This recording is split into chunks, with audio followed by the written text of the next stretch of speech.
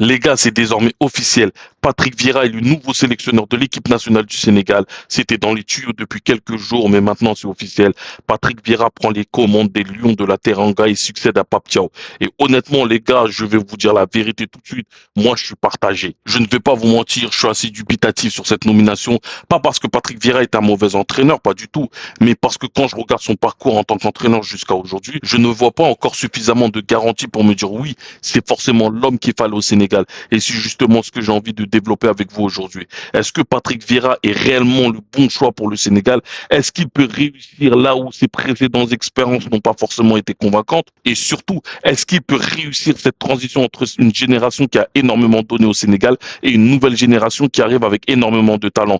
Parce que pour moi, c'est probablement le chantier numéro un de Patrick Vieira. Un Sénégal qui a besoin de repartir sur de nouvelles bases. Avant même de parler de Vieira, il faut parler du contexte dans lequel il arrive. Les Lions sont dans une période extrêmement compliquée. Il y a les résultats sportifs, les déceptions, les polémiques, les tensions, les histoires qui ont dépassé le simple cadre du football. Et forcément, tout cela a créé une énorme fracture autour de cette sélection. Pendant plusieurs années, le Sénégal avait construit quelque chose de très fort. On avait une équipe respectée sur le continent. On avait remporté la CAN. On avait une génération dorée avec des joueurs comme Sadio Mané, Kalidou Koulibaly, Idrissa Ganagué et énormément d'autres cadres. Mais aujourd'hui, cette génération commence progressivement à arriver à la fin de son cycle. Et attention, ça ne veut pas dire qu'il faut tous les mettre dehors. C'est justement là, je pense que Patrick Vieira va avoir un rôle extrêmement important. Il va devoir trouver le juste équilibre entre l'expérience et la jeunesse, car il y a des jeunes joueurs extrêmement talentueux qui sont convoités par les plus grands clubs d'Europe et qui frappent à la porte de l'équipe nationale. Et si tu veux reconstruire une équipe, tu ne peux pas simplement continuer à faire comme avant. Il faut faire évoluer le groupe. Pour moi, c'est vraiment le point central de cette nomination.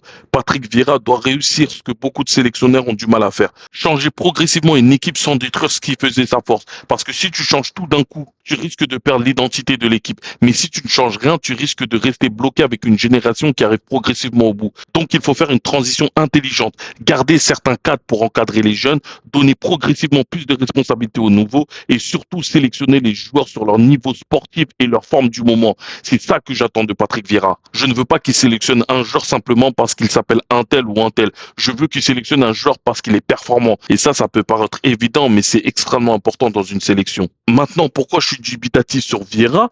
Parce que déjà, quand il a commencé sa carrière d'entraîneur, il y avait énormément d'attentes autour de lui. C'était Patrick Vieira, une légende du football français, un joueur qui avait joué au plus haut niveau, Arsenal, la Juventus, l'Inter, Manchester City, un énorme palmarès. On s'est tous dit que ça pouvait devenir un grand entraîneur. Aujourd'hui, quand on regarde son parcours, il faut reconnaître qu'il n'a pas confirmé les promesses placées en lui. Que ce soit du côté de la Première Ligue à Crystal Palace, de la Ligue 1 avec l'OGC Nice ou même de sa dernière expérience en Série A avec le Genoa, ça a été des expériences extrêmement compliquées pour lui. D'ailleurs, il est resté très peu de temps dans ces clubs. Et là, on n'est pas sur des équipes vraiment cadors avec une énorme pression. Non, là, on est plus sur des équipes qui jouent la moitié de tableau dans leur championnat, où tu ne joues pas de compétition européenne, tu as simplement un match par semaine. Ce sont généralement des clubs qui misent sur les coachs à long terme pour pouvoir qu'ils travaillent tranquillement dans un environnement sans pression. Mais lui, il a jamais réussi à faire passer ses idées à ses joueurs. Et c'est justement ça qui me fait hésiter dans cette nomination. Maintenant, ce qu'il faut se dire aussi, c'est que entraîneur de club et sélectionneur, ce n'est pas du tout la même chose. Et peut-être que Vieira, justement, est plus adapté au rôle de sélectionneur qu'un rôle d'entraîneur de club.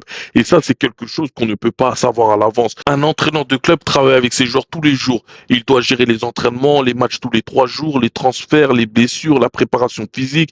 Un sélectionneur, lui, dispose beaucoup de moins de temps. Il doit rapidement créer une identité, il doit gérer un groupe, il doit convaincre les joueurs et surtout, il doit être capable de créer une cohésion très rapidement. Et Patrick Vieira possède peut-être justement cette certaine qualité pour ça. Il a du caractère, il connaît le très haut niveau, il a une légitimité auprès des joueurs et surtout, il connaît parfaitement ce que représente le football de haut niveau. Son passage en tant qu'entraîneur n'est pas une réussite, mais peut-être que Vieira, sélectionneur, sera complètement différent. Personnellement, le sélectionneur qui répondait à tous les critères, c'était Hervé Renard. Parce qu'il connaît le football africain, il connaît la CAN, il sait comment gérer une compétition internationale et surtout, il connaît l'environnement sénégalais. Il vit au Sénégal, il a une vraie connaissance du continent et de ses particularités. Mais attention, ça ne veut pas dire que Vieira est un mauvais choix. C'est simplement que sur le papier, Renard me paraissait présenter davantage de garanties pour une sélection africaine. Maintenant, le choix est fait et à partir du moment où Vieira est là, il faut lui laisser sa chance. À voir ce qu'il compte mettre en place. Moi, j'aimerais voir une identité de jeu. Comment il compte faire jouer l'équipe? Est-ce qu'on va avoir une équipe qui presse haut, une équipe qui joue en transition, une équipe qui va avoir le ballon? Comment il va gérer la concurrence? Est-ce que ça va être encore la hiérarchie des cadres ou au mérite? Si un jeune joueur est meilleur qu'un cadre, est-ce qu'il va jouer? Leur intégration, parce que le Sénégal a besoin de préparer l'avenir. On a un effectif avec énormément de qualité. Il y a une nouvelle génération qui pousse derrière.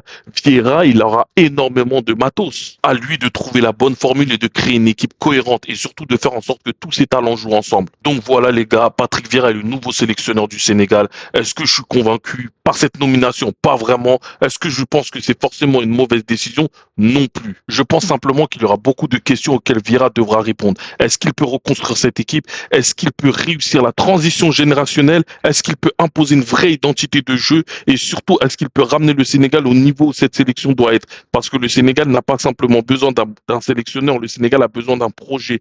Et maintenant, c'est à Patrick Vieira de nous montrer qu'il peut être l'homme de ce projet. Moi, j'espère sincèrement me tromper sur mes doutes, parce que si Vieira réussit, ce sera évidemment une excellente nouvelle pour le football sénégalais. Dites-moi en commentaire, Patrick Vieira, bon choix ou erreur de casting? Et surtout, dites-moi ce que vous attendez de lui avec cette nouvelle génération. Comme d'habitude, si le contenu vous a plu, lâchez un like, abonnez-vous et activez la cloche pour ne rien manquer des prochaines vidéos. Prenez soin de vous et on se retrouve très vite pour une nouvelle vidéo. Peace!